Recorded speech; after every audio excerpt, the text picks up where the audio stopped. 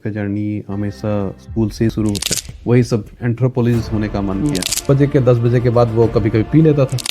अपने आप को एस्टैब्लिश करने के लिए, एक मुकाम तक पहुंचाने के लिए।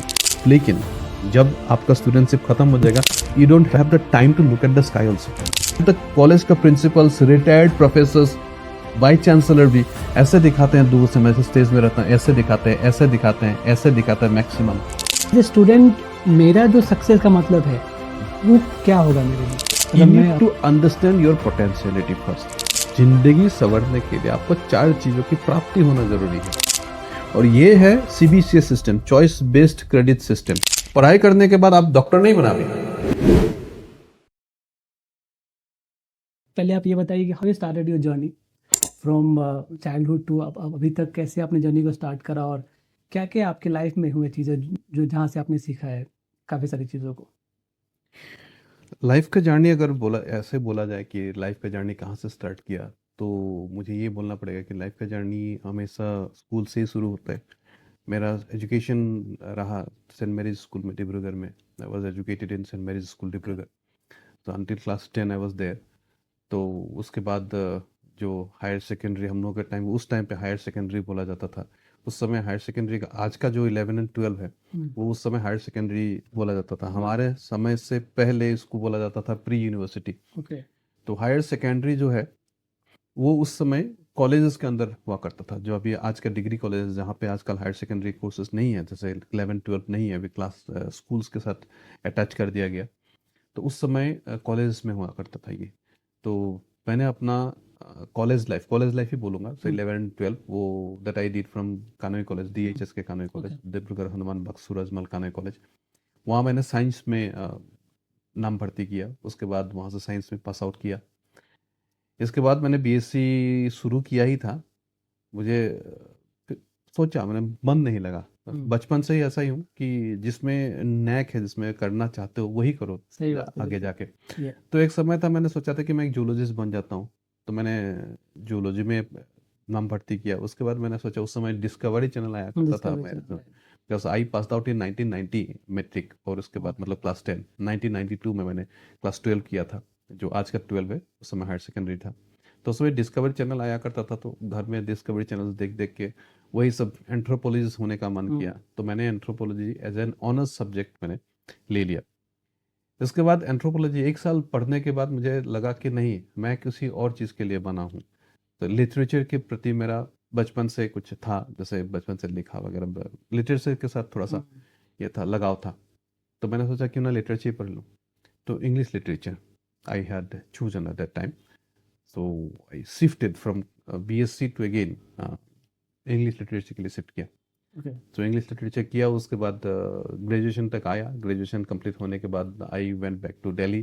तो वहाँ पे आई थॉट कि नया कुछ करके दिखाते हैं। तो उस समय नया क्या आया था? नया आया था एडवर्टाइजिंग मैनेजमेंट। तो मैंने सोचा कि मैं क्यों ना एडवर्टाइजिंग मैनेजमेंट कर। गूगल भी उस टाइम पे लॉन्च हुआ था इंडिया में। हाँ, 1995 में। 1995, हाँ, गूगल लॉन्च हुआ था उस समय। और हम लोग के टाइम पे क्या होता था कि इंटरनेट हर जगह उपलब्ध नहीं था। वो कैफे में जाना पड़ता था। एक फोटो डाउनलोड करने के लिए तो 15 मिनट रुकना पड़ता था। ये तेरा था। उसमें डायल अप कनेक्शन होता था, डायल करो BSNL को, फिर वहां से आएगा। बहुत टाइम लगता था, क्योंकि फोन भी तो वो मोबाइल फोन हुआ नहीं करता था, जो ये डायल पैड वाला फोन हुआ करता था। उस समय की बात है। जैसे मैं दिल्ली से अगर घर में फ़ोन करूँ, रात को 12 बजे फ़ोन करता हूँ। क्यों फ़ोन करता हूँ? क्योंकि रात को 12 बजे STD कॉल का रेट कम हो जाता है। तो उस समय 1 मिनट का STD कॉल में मुझे 4 रुपया देना पड़ता था उस समय, या कभी कभी 5 रुपया हो जाता था। वो मतलब मिनट बाय मिनट बढ़ता जाता था।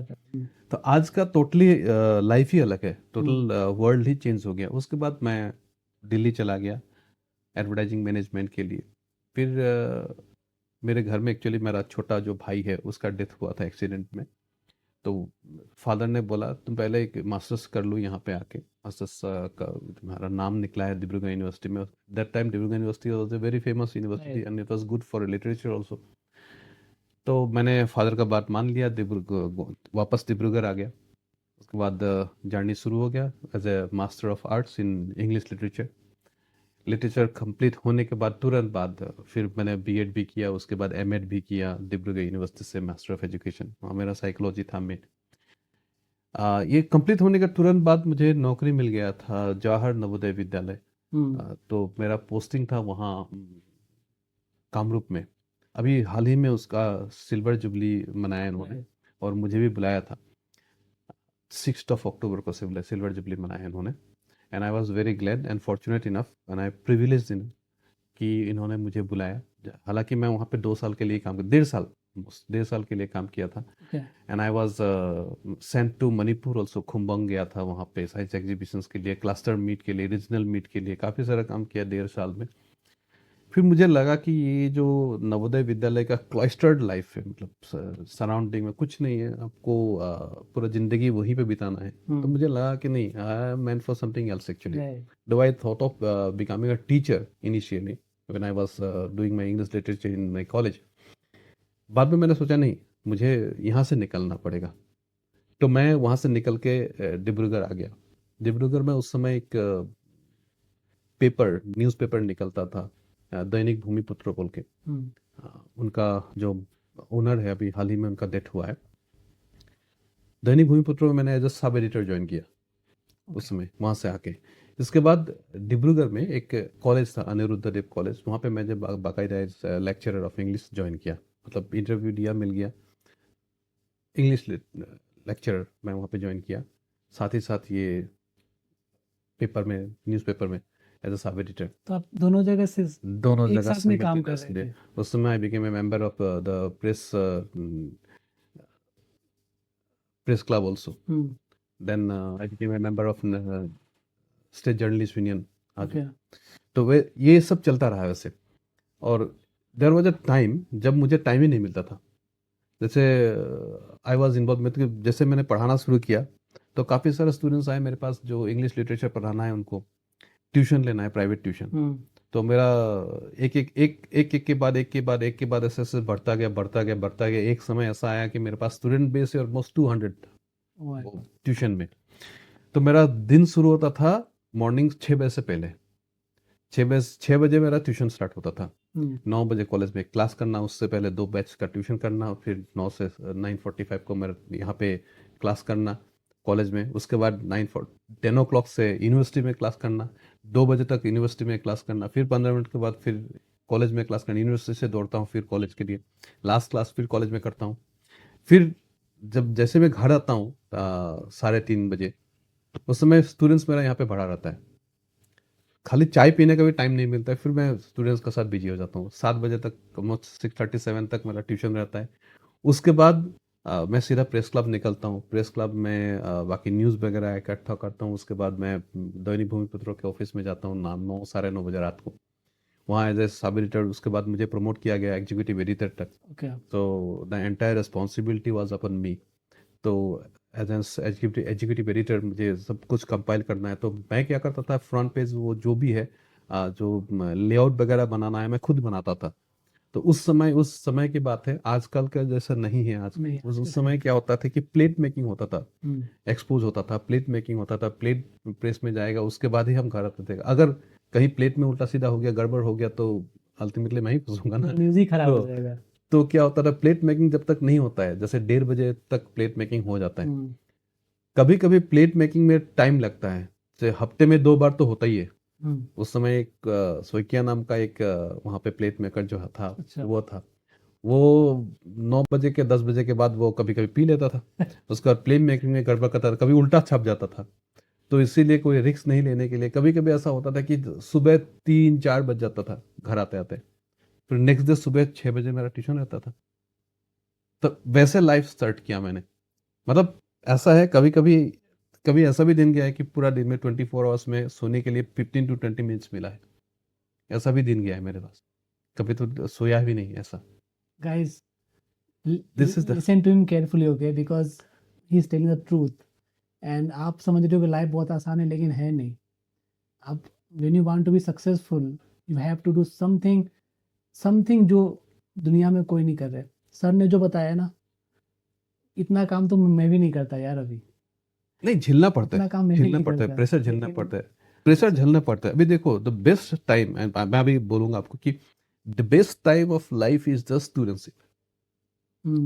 मतलब हमारे शास्त्र में क्या बोला गया है, ब्रह्मचार्य, गृहस्थ, वानप्रस्थ, संन्यास। ब्रह्मचार्य मतलब स्टूडेंटशिप, स्टूडेंटशिप, राइट। गृहस्थ मतलब जब आप जॉब में जाते हो, उसके बाद आप मैरिज करते हो, उसके बाद आपका बच्चा होता है, ये सब गृहस्थ आश्रम।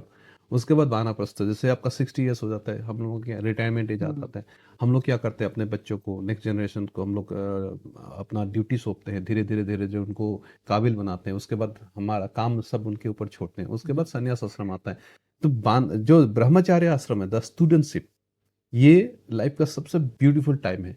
इसमें कुछ भी नहीं है, आपको खाली पढ़ना है, आपको काबिल बनाना है अपने आप को, ताकि नेक्स्ट लाइफ के लिए आपको लाइफ में आपको झेलना ना नेक्स्ट पड़े, फेज के लिए लाइफ नेक्स्ट का। फेज में आपको अच्छा से आपका जिंदगी अच्छे से बसर हो जाए।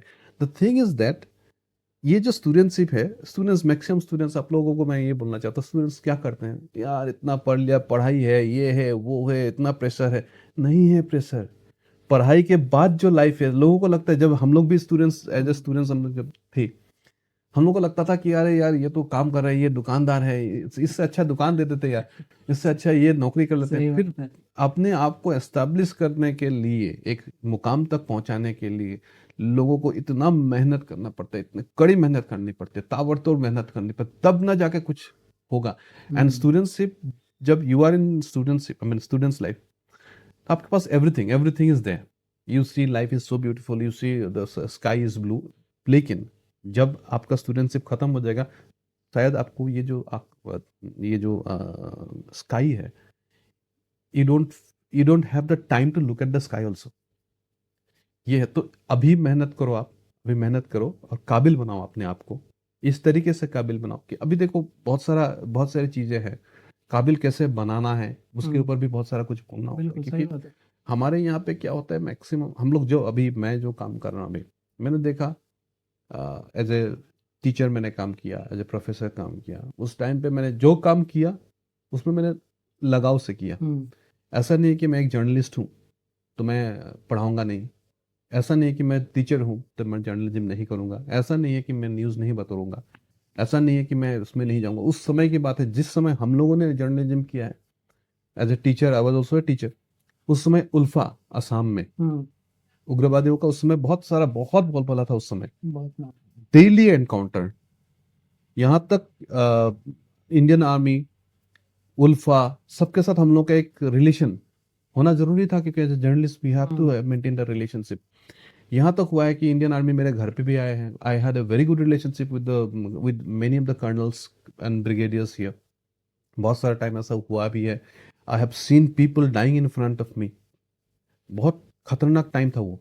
उस समय में हम लोगों ने जर्नलिज्म किया, और जब मैंने पढ़ाया तो I was also a successful teacher. मैं बोलूँगा आपको सक्सेसफुल टीचर, मतलब I would like to tell the students जो भी मेरा अभी ये पॉडकास्ट देख रहे हैं, try to be successful in any field that you are going to. अब देखो, मैं आप ही को पूछूंगा एक इंटरेस्टिंग थिंग, जो मैं कभी कभी जैसे काउंसलिंग के लिए जाता हूँ, हर जगह मुझे बुलाया जाता है, तो काउंसलिंग में जाने से मैं ये पूछता हूँ, हर स्टूडेंट्स से पूछता हूँ, और टीचर्स को भी पूछता हूँ, पेरेंट्स को भी पूछता हूँ, आप बताओ, आपने अभी तक लाइफ में अपने पढ़ाई कंप्लीट कर दिया, पढ़ाई कंप्लीट करने के बाद आज तक जैसे बचपन से आज तक आपको कितने टीचर्स मिले? How many teachers you have met in your life? Around 20 teachers. 20 teachers, किसी को 30 मिला होगा, 40 मिला होगा, मतलब नर्सरी से लेकर आज तक। इन 20-30 टीचर्स में से आप कितने टीचर्स को आप याद रखे हैं अभी तक? मतलब आप कितने को बोलेंगे? इस इन अदर सेंस मैं क्वेश्चन को थोड़ा अलग तरीके से पूछना हूं आपको। इन 30 टीचर्स में से, और 20 टीचर्स यू सेड, कितने ऐसे टीचर्स हैं जिनका प्रभाव आपके जीवन में, कंप्लीट जीवन में ऐसा था कि उसी के कारण, मतलब because of that teacher only you are what you are, he has inspired you to be the most successful man in this world, और he, I mean you can say that he is the best teacher in my entire life. कितने teacher होंगे उसमें से? एक या दो मुश्किल से। एक या दो यार, बिल्कुल सही। एक या दो। मैं जब भी ये मैं पूछता हूँ हर एक को, सब लोग बोलते हैं कि मैक्स, कोई एक बोलता है, कोई दो बोलते हैं, यहाँ तक कॉलेज का principals, retired professors, vice chancellor भी ऐसे दिखाते हैं, दूर से, मैं स्टेज में रहता हूँ, ऐसे दिखाते हैं, ऐसे दिखाते हैं, ऐसे दिखाते हैं मैक्सिमम। मतलब ये जो एक या दो टीचर है, those two teachers or one teacher, you can call him or her as the perfect teacher, right? Perfect. That means I can tell you that he or she is the most successful teacher. मतलब he or she has done justice to his teaching profession. Right, मतलब उन्होंने खाली अपने teaching profession में justice किया, ये चीज correct, मुझे जिंदगी भर याद रहेगी। जिंदगी भी याद है, मतलब सही जस्टिस बात किया उन्होंने प्रोफेशन के लिए। वैसे ही आपके तरह और बहुत सारे लोग होंगे जो इनके टीचिंग से प्रभावित हुए होंगे, बिल्कुल। और इसका मतलब यह है वही सक्सेसफुल टीचर्स हैं, बाकी तो बाय डिफॉल्ट टीचर बाय होंगे, डिफॉल्ट टीचर्स होंगे। है ना। वैसे ही आप देखोगे जितने अपना हमारे समाज में, सोसाइटी में आप निकलोगे, डॉक्टर्स देखोगे, इंजीनियर्स देखोगे, सिविल सर्वेंट्स देखोगे, एडवोकेट्स देखोगे, बहुत बहुत सारे लोग हैं। बहुत सारे। उनमें से बहुत कम लोग जो अपने प्रोफेशंस में जस्टिस कर पाते हैं। And I call them those who are successful, those who are, those who can do justice to their own profession, they are the most successful people. चाहे वो छोटा प्रोफेशन में हो या बड़ा प्रोफेशन। सही बात है। अब देखो, कभी आप गाड़ी या मोटरसाइकिल को मैकेनिक के पास लेके गए हो, जब मैकेनिक के कुछ ऐसे मैकेनिक्स हैं जो पूरा गाड़ी का इंजन खोल देगा, लेकिन बीमारी उसको समझ में नहीं आता है। बिल्कुल सही बात है। और कोई ऐसा मैकेनिक भी है जैसे जैसे आप चाबी डालोगे, साउंड सुन के बोल देगा सर आपका वहां पे प्रॉब्लम है। He is a born mechanic. ठीक है, that is the person who has internalised his own profession. इनको इंटरनलाइज करना बहुत जरूरी है अपने प्रोफेशन को। He is the successful mechanic. सही बात है। तो लाइफ में जो भी करो, try to be successful in your life, and you need to be a successful person in your life. मैं अपने स्टूडेंट्स को ही बोलूंगा कि if you want then you should be successful in your life, जो भी प्रोफेशन में रहो। लेकिन सर एक चीज और है कि सक्सेस का मतलब for different people is a different thing ना। सक्सेस का मतलब मेरे लिए कुछ और हो सकता है। मेरे लिए है बिजनेस, पैसा। किसी के लिए सक्सेस मतलब कि वो अपने लवर से शादी कर ले, किसी के लिए कि अपने माँ बाप को कोई फॉरेन कंट्री में ले जाए। तो success has you know different meanings for different people. यही मैं बोलना चाहता हूँ। जो जस्टिस करेगा अपने प्रोफेशन में, अपने लाइफ को जस्टिस करेगा, and the person who is happy with the works that he is doing, he should be happy in his own profession. Right. और हैप्पीली अगर करे, प्लस जो भी प्रोफेशन में आप रहो, every profession has some accountability towards its clients और towards the people who is associated with और towards something which is associated with the profession. जैसे आप टीचर हो, आपका अकाउंटेबिलिटी स्टूडेंट्स के प्रति है, आपके अकाउंटेबिलिटी सोसाइटी के प्रति है। आप you should be accountable to your students, to the society, to their parents and to the authority. और इस अकाउंटेबिलिटी को आप जैसे ही आप करोगे, अकाउंटेबिलिटी से आप काम करोगे, सेंस ऑफ अकाउंटेबिलिटी के साथ साथ में एक और चीज उसमें ध्यान रखना है, वो है ethics, professional ethics. Professional ethics के थ्रू अगर आप अकाउंटेबिलिटी को लाओगे, and if you are happy with your profession, that means you are successful. As a student, अगर मैं let's say I am class 10, class 12, class 10, for me what is the meaning of success? क्योंकि success का meaning क्या हो गया कि आज के टाइम में जो स्टूडेंट क्या कर रहे हैं कि if you have 90% then people will call you कि you are a brilliant student, you are a wonderful student, you are this that, you know. तो एज ए स्टूडेंट मेरा जो सक्सेस का मतलब है वो क्या होगा मेरे लिए, अगर मैं अपनी नज़र से देखूं तो? कि मैं ये बोलना चाहता हूँ, देखो, marks is not going to count whether you are successful और नॉट। मार्क्स से नहीं होता है। अब अगर तेंदुलकर को देखो, कितने बार उन्होंने क्लास 12 का एग्जाम दिया, नहीं, but he is a successful person, success क्योंकि उनका पैशन जहाँ पे था, जहाँ पे उनका नैक था, वो उस पैशन को डेवलप किया। तेंदुलकर से याद आया, लाइफ में जैसे करोगे, मैं हमेशा अपने स्टूडेंट्स को ये बोलता रहता हूँ, एक सक्सेस मंत्र देता हूँ सबको। जैसे आप काम करते हो ना, हम लोगों को एक चीज हमेशा ध्यान रखना होता है। जैसे आजकल का एक कॉन्सेप्ट है ना, hard work and smart work. मैं वो चीज को एक दूसरे तरीके से बोलता हूँ स्टूडेंट्स के लिए। ये हार्ड वर्क स्मार्ट वर्क का बात नहीं है, ये है minimum effort and maximum result. Right. अब minimum effort and maximum result क्या है? तेंदुलकर से इसलिए मुझे याद आया क्योंकि क्रिकेट में वो चीज देखने को मिलता है कि आई प्लेड क्रिकेट एक्चुअली। इसमें एक चीज पहले ध्यान रखना जरूरी है, आपका कॉम्पिटेंस एंड परफॉर्मेंस दो चीज होता है। आई नो क्रिकेट, मुझे क्रिकेट मालूम है, हाँ हर्ष भोगले को भी क्रिकेट मालूम है, राइट, ठीक है, सही ही बात, डजंट प्ले, doesn't तो play। मुझे क्रिकेट मालूम है, दैट इज माई कॉम्पिटेंस। लेकिन जब तक आप परफॉर्मेंस नहीं देखोगे तो उसका कोई वैल्यू नहीं है।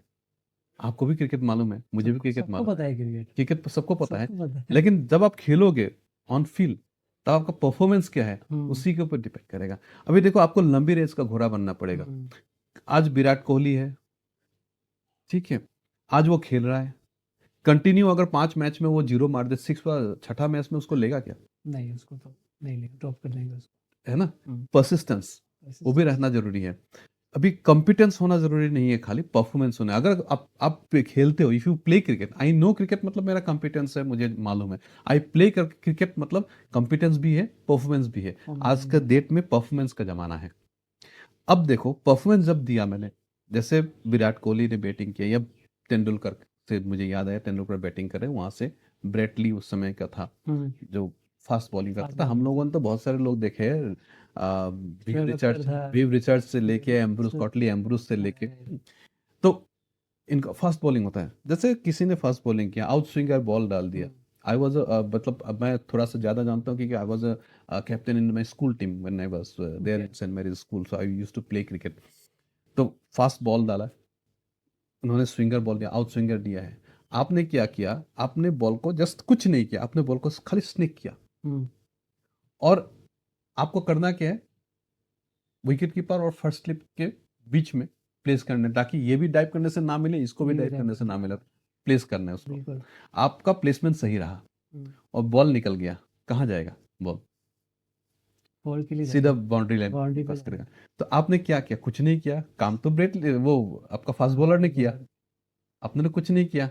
आपने तो मौके का फायदा उठाया, आपने स्निक किया, आपका प्लेसमेंट सही था, टाइमिंग सही था, आपका कंसंट्रेशन इतना बढ़िया था कि आपको आपको आपने स्निक टाइम पे किया, प्लेसमेंट सही था, आपको मिला कितना? 4। आपने किया कुछ भी नहीं। Minimum effort and maximum result. वही तो आज के टाइम पे लोग वही तो नहीं सीख रहे हैं ना, अभी प्रॉब्लम वही हो रहा है। इसमें मैं को एक और चीज बोलना चाहता हूँ। लोग क्या देख रहे हैं? Minimum effort and maximum result देख रहे हैं। राइट, क्या देख रहे हैं कि हमने तो कुछ नहीं किया यार, खाली स्निक किया, बॉल गया बाउंड्री लाइन के पास, 4 मिल गया, मैक्सिमम रिजल्ट मिला। लेकिन ये जो स्निक किया, कुछ नहीं किया, इसके पीछे इस आदमी का 10-15 साल का साधना है। बिल्कुल। He has practiced for this particular date, for this particular ball. He has practiced for around 15 years. 15 years.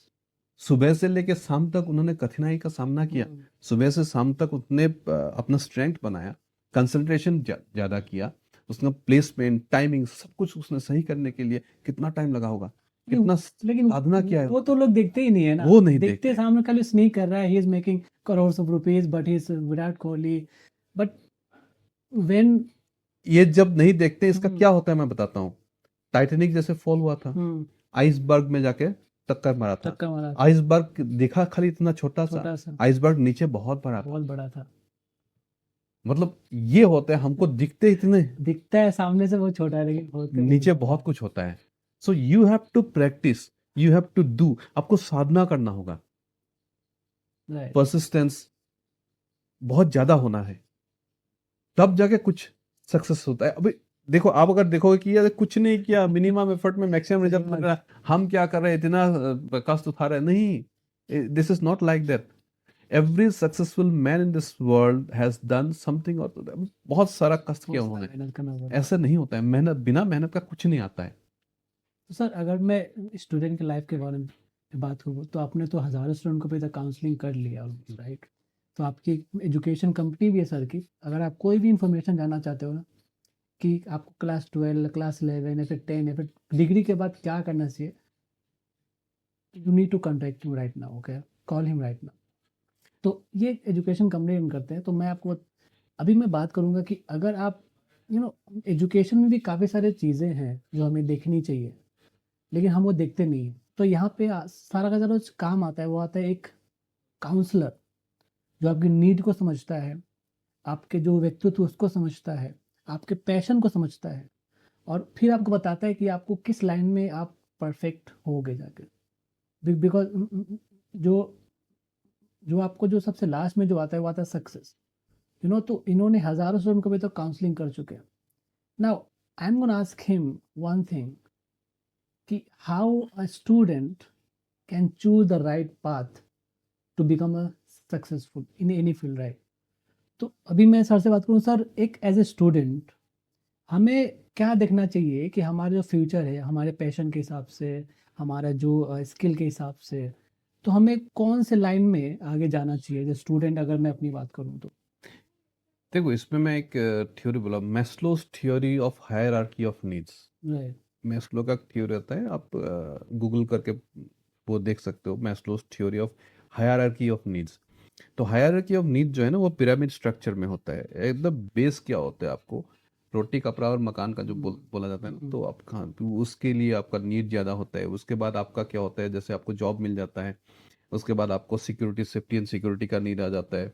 Safety and security मतलब आप घर बनाते हो, बैंक बैलेंस डालते हो, गाड़ी लेते हो। उसके बाद आपको लव एंड अफेक्शन का नीड आ जाता है। लव एंड अफेक्शन, आप शादी करते हो, बच्चा पैदा करते हो। उसके बाद लास्ट में क्या होता है, सेल्फ एक्चुअलाइजेशन का नीड आता है। सेल्फ एक्चुअलाइजेशन का नीड होता है, बहुत सारे लोग ऐसे होते हैं, हमने बहुत सारे लोगों को देखा भी है जिंदगी में कि नॉट लाइक मी, मतलब जैसे मैंने टीचिंग जॉब ज्वाइन किया, उसके बाद छोड़ भी दिया, उसके बाद यहाँ ज्वाइन किया, छोड़ भी दिया, वहाँ ज्वाइन किया, छोड़ भी दिया, मतलब सब कुछ छोड़ के अपना पैशन को मैं कर रहा हूँ। But the thing is that you need to understand your potentiality first. आप अपना पोटेंशियलिटी को समझो पहले। पोटेंशियलिटी को समझने के बाद आपका एटीट्यूड और एप्टीट्यूड को देखो। आपका एटीट्यूड कहाँ पे है, एप्टीट्यूड कहाँ पे है, ये बहुत ज़रूरी है देखना। अब जैसे हायरार्की ऑफ नीड्स में मैंने अभी बोला था, मैं बहुत सारे लोगों को देखा है apart from me, except me, sorry. तो डॉक्टर है, आफ्टर रिटायरमेंट क्या कर रहा है, वाइल्ड लाइफ फोटोग्राफी कर रहा है। मैंने खुद का प्रोफेसर देखा है। बहुत से लोग हैं ऐसे। आफ्टर रिटायरमेंट मैडम ने मुझे एक दिन बोला था, चौधरी में मुझे लगता है कि मुझे गाना गाना चाहिए था उस समय, ओके। ये टीचिंग नहीं करना चाहिए था, केमिस्ट्री नहीं पढ़ना चाहिए था। राइट। तो she is singing right now. तो ये जो हायरार्की ऑफ नीड्स का जो लास्ट में होता है वो है सेल्फ एक्चुअलाइजेशन। उस समय लोग क्या करते हैं, सेल्फ एक्चुअलाइजेशन प्रोसेस के लिए जाते हैं कि मुझे लगता है कि मुझे जिंदगी में ये करना चाहिए था, है ना। But you need to understand your need first actually, क्योंकि जिंदगी जिंदा रहने के लिए आपको अर्थ की जरूरत है, दैट इज फाइनेंस, मनी। ये चीज हमारे शास्त्रों में भी बोला गया है, कि जिंदगी संवरने के लिए आपको 4 चीजों की प्राप्ति होना जरूरी है। मतलब अगर as a human being, if you want to be successful, I mean if you want to be a human being, तो 4 चीजों की प्राप्ति। उसमें क्या क्या बोला गया, धर्म, अर्थ, काम, मोक्ष। मोक्ष बाद में आता है, वो मोक्ष बाद में, सेल्वेशन फाइनेंस पहले पहले। आएगा। Dharma, that is duty, actually dharma duty. Artha, finance, उसने बोला है अर्थ सही होता है। और kama, that is pleasure principle. And then moksha last में। और इसको अटेन करने के लिए हमें मार्ग दिया गया है कि ये मार्ग में चलो अटेन हो जाएगा। तो वो मार्ग क्या है, ब्रह्मचर्य, गृहस्थ, वानप्रस्थ, संन्यास। ये चारों मार्ग, और each and every human being in this world, सब लोग यही फॉलो कर रहे हैं। पहले स्टूडेंटशिप होता है, उसके बाद शादी करते हैं, उसके बाद वानप्रस्थ, रिटायरमेंट, उसके बाद संन्यास, दैट इज सेल्वेशन के लिए भगवान का नाम जप करते हैं उस समय। तो जैसे ही आपका नीड्स आपको समझ में आ जाएगा, ठीक है, नीड समझ में आ जाएगा, फाइनेंस जरूरी है, सब कुछ जरूरी है, तो आपका पैशन, आपका एटीट्यूड, आपका एप्टीट्यूड, ये आपको कहाँ ले जाता है, उस पैशन के थ्रू ले जाएगा। और उस पैशन को आप नर्चर करो। उसके बाद नर्चर करने के बाद ऐसा नहीं हो कि आप जैसे एक पौधा लगा दिया, लगाने का तुरंत बाद आपने अगर छोड़ दिया, वो खुद ब खुद बड़ा होगा, नहीं होगा। उसको तो पालना पड़ेगा ना, पानी देना पड़ेगा, गोबर देना पड़ेगा, सब कुछ देना पड़ेगा, सब जाके डेली उसको नर्चर, तब जाके वो पेड़ आपको फल देगा। तो आपको आपके पैशन, आपने अपने आपने अपने पैशन को आइडेंटिफाई कर लिया, जैसे this is my passion, I want to be a teacher, I want to be a professor, I want to be a doctor, ठीक है। उसके बाद आपको उसको नर्चर तो करना पड़ेगा, बिल्कुल। नर्चर करो उसको, हार्ड वर्क करो, उसके बाद then you become that person. अभी देखो, हम लोग के यहाँ एनईपी आने से पहले क्या होता था, न्यू एजुकेशन पॉलिसी ने बहुत सारा कुछ चेंज कर दिया है अभी। पहले क्या होता था हमारे ज़माने से आज तक, क्लास 10 उसके बाद 11 एंड 12, 11 एंड 12 में आपको चूज़ करना पड़ता है। क्लास 10 तक तो कुछ चूज़ नहीं किया आपने, बिल्कुल। ठीक है, सब कुछ पढ़ लिया। 11 एंड 12 में आपने चूज़ किया, क्या चूज़ किया? साइंस, आर्ट्स नहीं तो कॉमर्स। आज के ज़माने में क्या होता है कि उस समय ज़माने में क्या होता था कि अगर आपने साइंस पढ़ लिया, you are a brilliant student. ये भी अगर आपने आर्ट्स ये या कॉमर्स पढ़ लिया, मेरे हिसाब से हमारी सोसाइटी में ये एक मिसकंसेप्शन है कि जी, जो बच्चे साइंस से पढ़ के गए he is very brilliant very brilliant. And मतलब ये बहुत सारी चीजें हैं, तो इसके बारे में क्या और आपका इससे इससे आगे भी सुनो, और भी हंसी आएगा। जैसे साइंस में पढ़ लिया, आपको या तो मेडिकल नहीं तो इंजीनियरिंग करना है, इंजीनियरिंग, राइट? या डॉक्टर बनना है नहीं तो इंजीनियर बनना है। अगर नहीं बना तो आप कुछ ही किसी काम का नहीं है, आपको 90% स्टूडेंट उसी में जाते हैं, उसी में IIT NEET, IIT NEET, NEET. हाँ, but this is I can say seat, मतलब this is not the right देखो वे। प्रॉब्लम ये है कि जैसे माँ पिताजी का जो एस्पिरेशंस है वो कहीं ना कहीं हम बच्चों में थोपते हैं। क्योंकि मैं अगर नहीं बन पाया, मेरे बच्चा को बनाऊंगा। और अननेसेसरीली हम लोग क्या करते हैं, हम लोग ध्यान देते हैं कि आपको डॉक्टर बनना ही है। इंडिया में ज़्यादा है ये चीज़, आपको डॉक्टर बनना ही है आपको, जैसे तैसे क्लास 9 से लेके उसके ऊपर पूरा थोप दिया जाता है कि एक साइकोलॉजिकल वो थोपा जाता है कि आपको डॉक्टर बनना है। तो weather he is fit for that particular course और नॉट, ये हम लोग सोचते नहीं है, खाली हमको डॉक्टर बनना है। और डॉक्टर बनने के लिए इंडिया में वो क्या है कि नीट का सिस्टम कर दिया, या तो JEE सिस्टम कर दिया आपको IIT में जाने के लिए। अब स्टूडेंट्स ये है, मेरे ख्याल से मैं आपको सबके सामने बोलता हूँ, ये नीट जरूरी नहीं है एक अच्छे डॉक्टर बनने के लिए। नीट में आपको कितना क्वालिफिकेशन, क्वालिफाई करने के लिए छलनी जो है ना, छलने के लिए ये नीट डाल दिया। बिल्कुल सही बात है। अपने जमाने का बात बताता हूँ, उस जमाने में असम में एक बहुत सक्सेसफुल सर्जन है, मेरा दोस्त ही है, बहुत सक्सेसफुल सर्जन है वो। उसको उसका हाथ लगाने से ही पेशेंट ऐसे ही बोलता है कि ठीक ही हो गया, मतलब सर्जन, इतना अच्छा सर्जन है। लेकिन उसको जब मेडिकल मिला था हमारे ज़माने में, दोस्त ही है मेरा, हमको पता है कितना मार्क्स मिला है वो, लास्ट में से नीचे से मिला था उसको।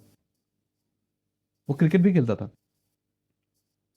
And he is the most successful surgeon right now. वो देखिए, सक्सेस अलग चीज होती है। सक्सेस एक अलग चीज है। तो हमारे यहाँ पे क्या होता है, क्लास 11 12 आज NEP के बाद क्या हुआ है, 11 12 साइंस आर्ट्स कॉमर्स का जो सिस्टम है वो सिस्टम खत्म हो गया अभी। अभी 9 10 11 12 आ गया है। 12 तक पढ़ना ही है आपको, स्कूल एजुकेशन के बाद आपको ग्रेजुएशन में जाना है। ग्रेजुएशन में 4 साल का हो गया अभी, 3 साल में, मतलब पहले क्या होता था, अगर आपने 1 साल डिग्री पढ़ लिया और पढ़ने का मन नहीं किया, आप निकल गया, फिर आप तो डिग्री इनकम्प्लीट रह गया। आज क्या हुआ, मल्टीपल एग्जिट सिस्टम बना दिया। मतलब आपको अगर पढ़ना है केमिस्ट्री में, अगर आप ऑनर्स लेके पढ़ते हो, या तो केमिस्ट्री के सब्जेक्ट पढ़ रहे हो, केमिस्ट्री के साथ पॉलिटिकल साइंस भी पढ़ सकते हो या हिस्ट्री भी पढ़ सकते हो, that depends upon the student कि केमिस्ट्री के साथ मुझे क्या पढ़ने से मेरा ज़्यादा उसमें आएगा, तो accordingly that he will choose. अभी केमिस्ट्री पढ़ लिया, 1 साल के बाद आपने छोड़ दिया, मल्टीपल एग्जिट सिस्टम है, तो आपको मिल गया सर्टिफिकेट इन केमिस्ट्री। आपने सोचा कि 1 साल के बाद आपने सोचा कुछ काम कर लेते हैं, काम कर लिया, उसके बाद आपने आपने सोचा कि नहीं मुझे आगे और पढ़ना है, तो फिर आगे आपने फिर से ज्वाइन कर लिया, सेकेंड ईयर में ज्वाइन कर पाओगे।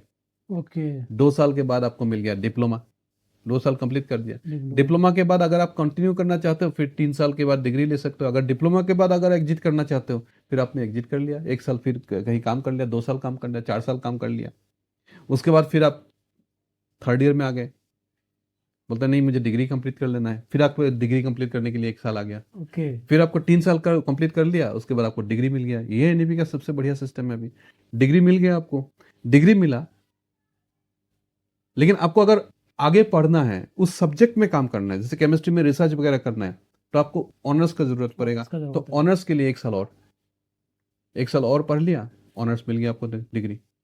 अभी मल्टीपल एग्जिट सिस्टम है, तो आपको प्रॉब्लम नहीं होगा। एक और यहाँ NEP में एक और फायदा है, यह है कि 2 साल आपने यहाँ पढ़ लिया, जैसे आपका कानूनी कॉलेज है यहाँ पे डिब्रूगढ़ में, पढ़ लिया, डिब्रूगढ़ यूनिवर्सिटी में पढ़ लिया, मतलब इसके बाद अगर आपको चांस मिलता है कि दिल्ली यूनिवर्सिटी में पढ़ने का चांस मिला, आपने ट्रांसफर ले लिया डिब्रूगढ़ दिल्ली यूनिवर्सिटी, तो दिल्ली यूनिवर्सिटी में अपने लास्ट ईयर पढ़ लिया, 2 साल पढ़ लिया उसमें, तो आपका जो डिग्री आएगा दिल्ली यूनिवर्सिटी से आएगा। कहाँ आपको फिर दिल्ली यूनिवर्सिटी में किसी कॉलेज में आपको फर्स्ट ईयर से ज्वाइन करना नहीं पड़ेगा। आप सेकेंड ईयर या थर्ड ईयर में आप एग्जिट लेके वहाँ जा सकते हो। और ये है CBCS system, choice based credit system, CBCS।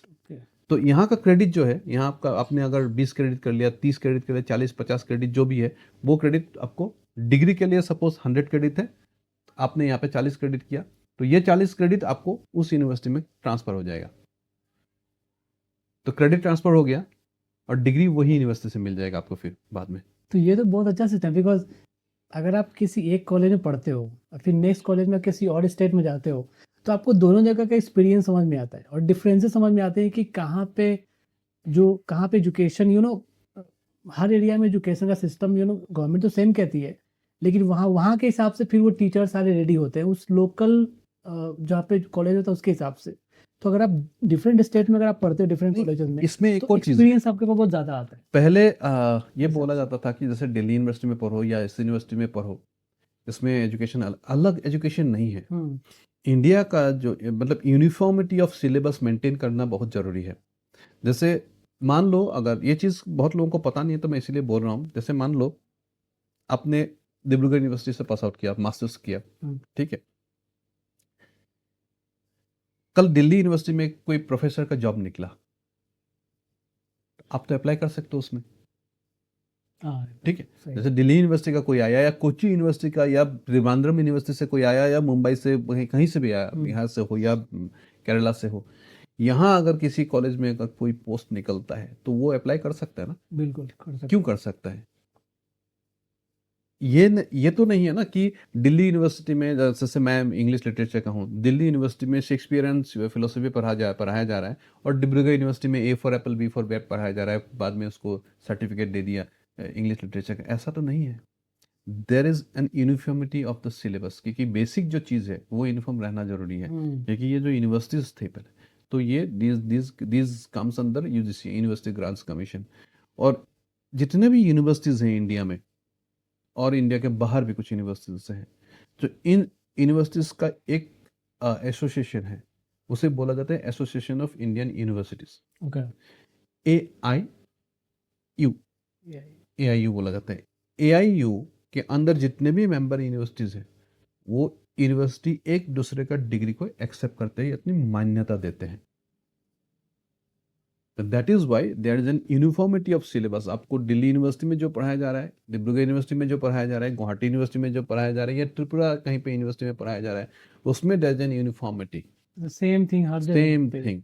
It depends upon you, how you are nurturing it, how you are taking the advantage of it, how you are developing yourself.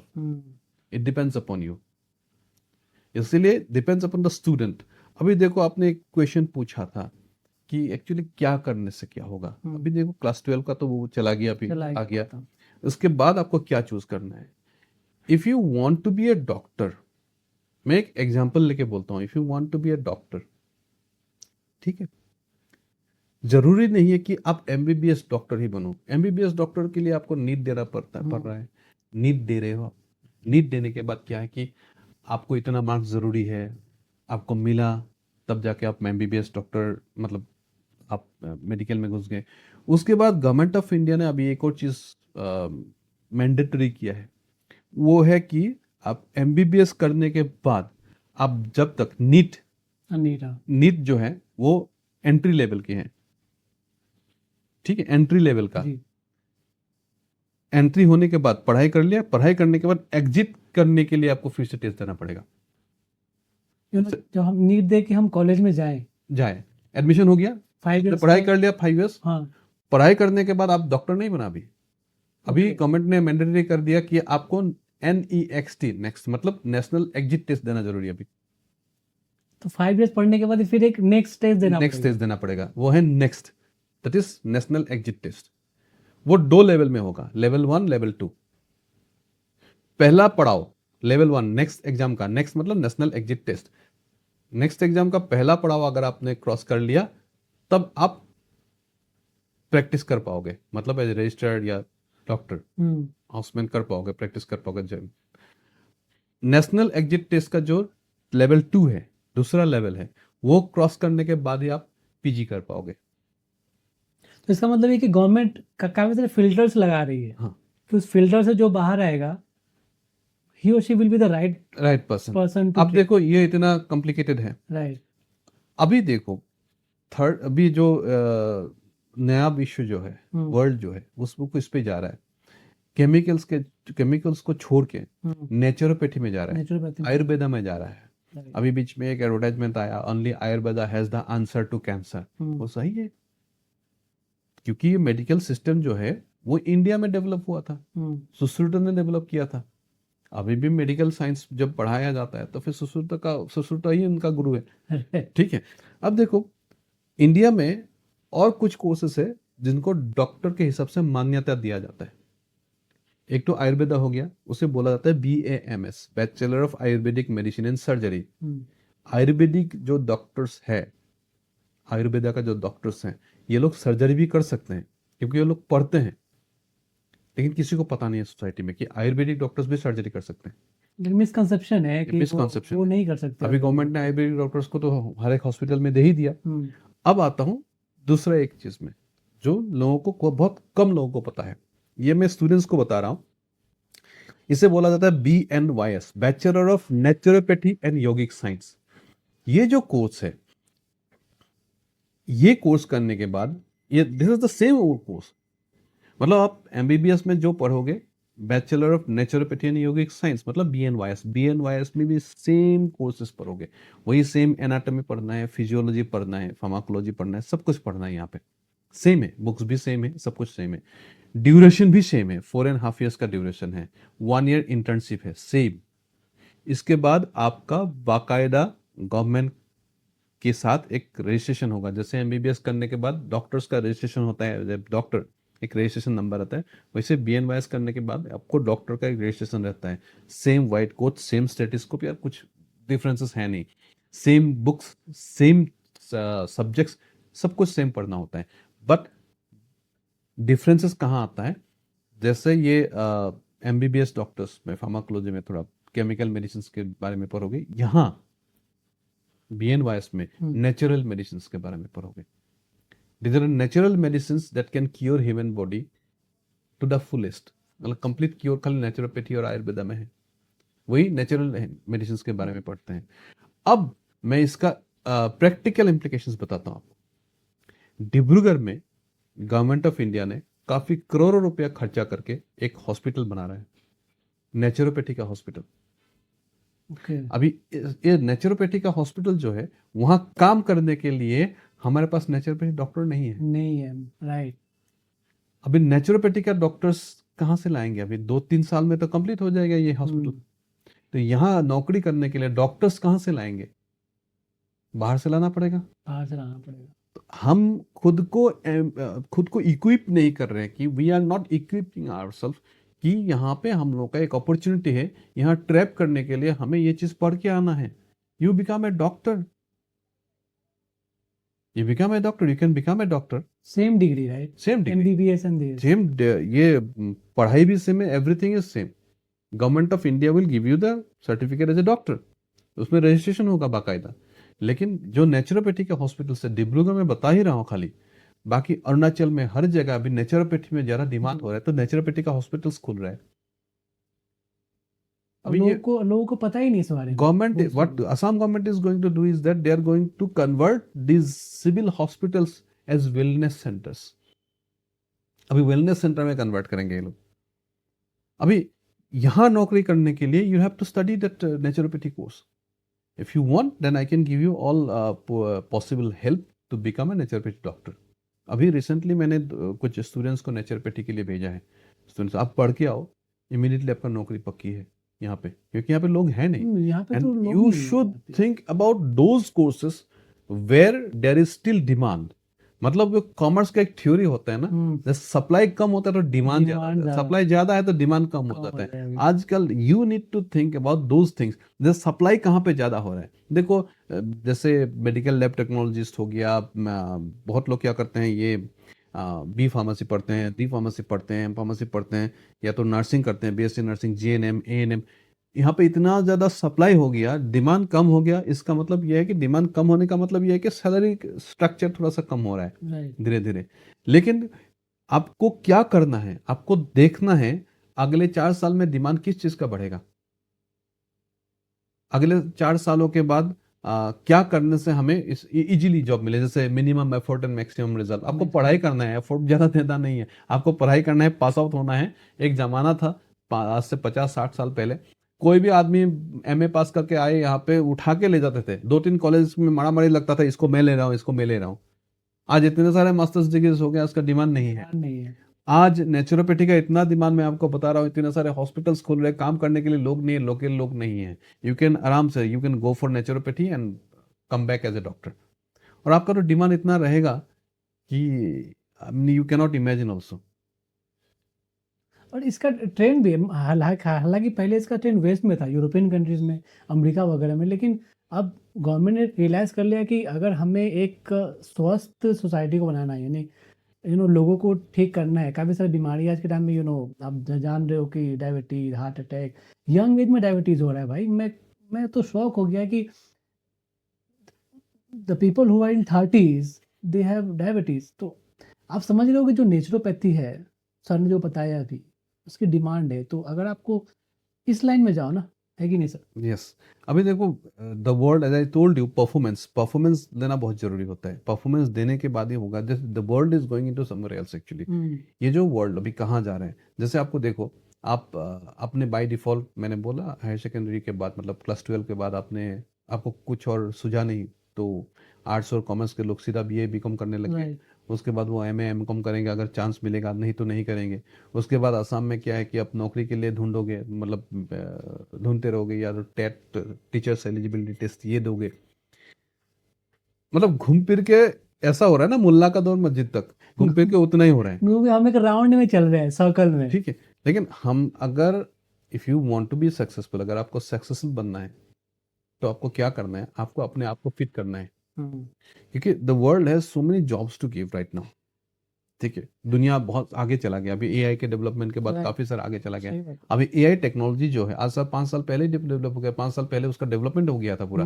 अभी तो उसका इम्प्लीमेंटेशन शुरू हो गया है। पब्लिक के लिए अभी अवेलेबल देखिए, हुआ है। जब मैं आज से 4 साल पहले लोगों को बोलता था कि एआई का डिमांड आएगा, इंजीनियरिंग कर लो, बीटेक कर लो, उसके साथ एआई एमएल ले लो, artificial intelligence and machine machine learning. आज के डेट में खाली नॉर्मल, जो हम लोग क्या करते हैं, गवर्नमेंट यहाँ पे जितने भी इंजीनियरिंग कॉलेज है, गवर्नमेंट वहाँ पे इतना स्पेशलाइजेशन नहीं डाला है गवर्नमेंट ने।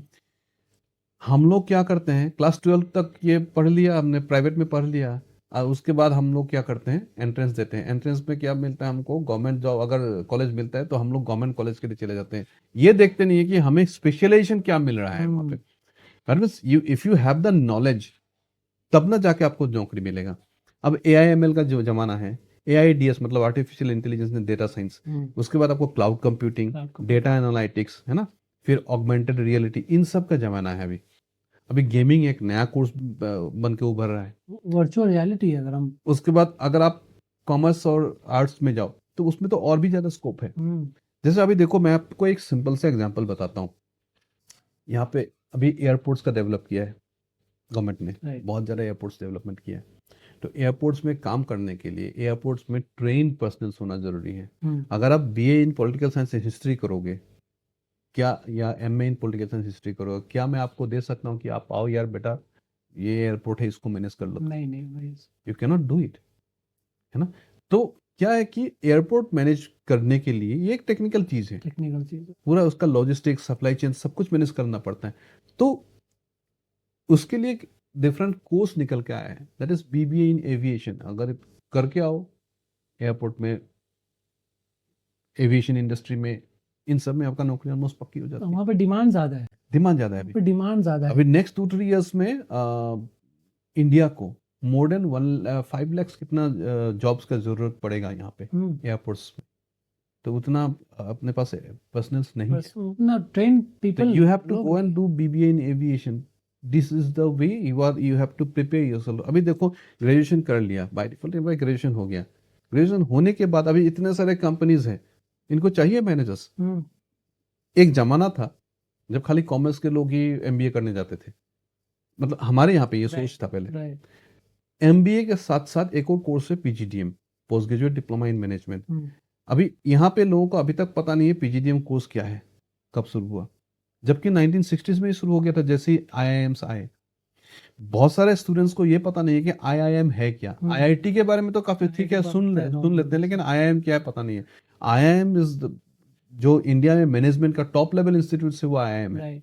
शिलोंग में भी आईआईएम है, अभी गुवाहाटी में भी आईआईएम आएगा एक।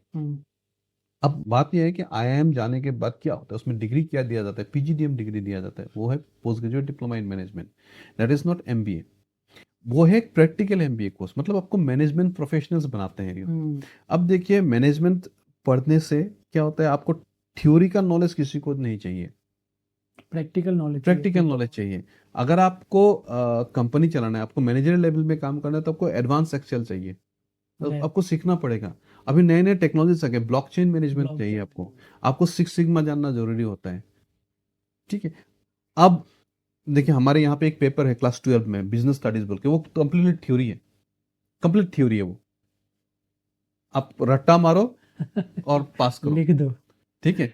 अगर आप बिजनेस स्टडीज में 100 के, मतलब आप मेरे पास आए, मैं एक एचआर मैनेजर बैठा हूँ, आपने बोला मुझे कि मुझे तो बिजनेस स्टडीज में 100 के ऊपर 100 मिला है, मैं बोला तेरा नॉलेज लेके मैं करूंगा क्या यार। नहीं, ठीक है, practical knowledge. I want my company, मेरा कंपनी में एक आदमी चाहिए जो मेरा कंपनी का बिजनेस एनालिटिक्स करके दे।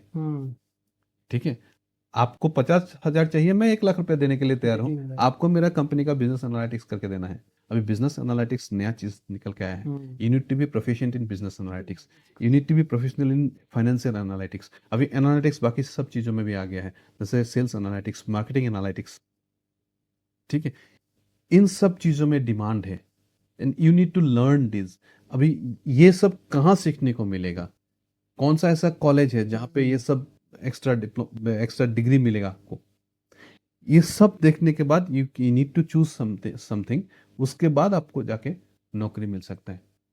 And you need to prepare yourself for this type of things, not only कि ये जो ट्रेडिशनल कोर्सेस है उसी में करो। ये नहीं बोल रहा हूँ कि ट्रेडिशनल कोर्सेस नहीं करना चाहिए, ये तो मैं बोलता हूँ ठीक है, ट्रेडिशनल कोर्सेज करो, लेकिन this is for some special people. अभी देखो ट्रेडिशनल कोर्सेज में ज्यादा लोग जा रहे हैं, जैसे एक पॉलिटिकल साइंस या हिस्ट्री में अगर किसी कोई कॉलेज है तो उसमें ये यूनिवर्सिटी में उसमें मास्टर्स डिग्री कर रहे हैं 100, 150, 200 करके, उसमें से एम्प्लॉयबल कितने होंगे? और गवर्नमेंट ऑफ असम का या असम के कॉलेज में कितने पोस्ट निकलेंगे फिर? 10% हार्डली। तो बाकी सब लोगों को क्यों, क्या जरूरी है? लाइफ का 2 साल उसमें बिताना जरूरी है क्या? उससे अच्छा है you go for practical MBA courses where the college will ensure you कि आपका जॉब मिल जाए, 100% जॉब का गारंटी मिलता है वहां पे। एंड एक चीज और भी है, you know every company needs a skill people, right?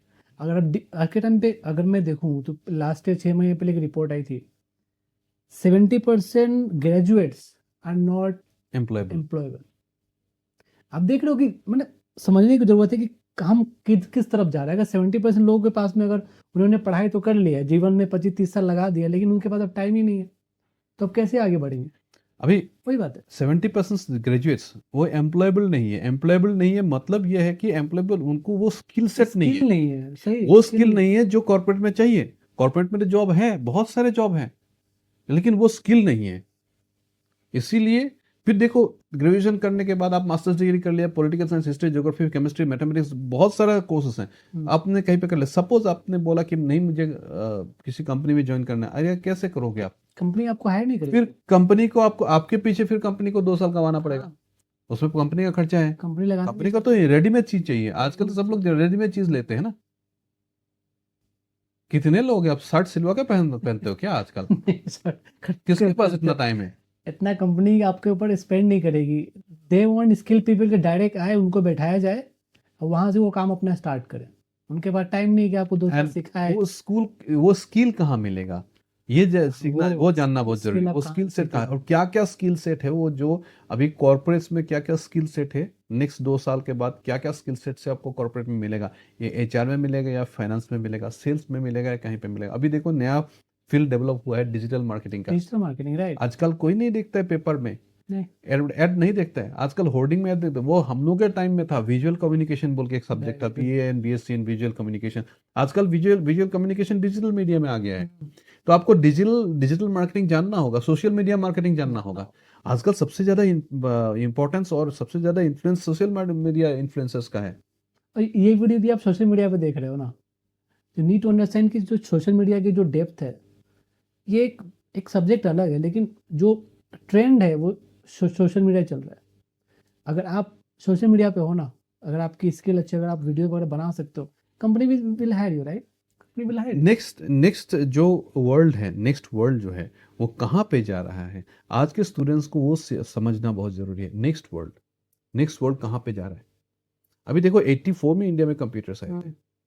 उस जमाने हम लोग जब थे, उस जमाने में कंप्यूटर्स मतलब बहुत बड़ी बहुत चीज बड़ा होती थी, चीज इतना बड़ा कंप्यूटर्स होता था। हम लोग यहाँ जब हम लोगों ने कंप्यूटर सीखा, वो आप लोगों को शायद पता नहीं होगा, स्टूडेंट्स लोगों को MS DOS में सीखा, माइक्रोसॉफ्ट डिस्क ऑपरेटिंग सिस्टम।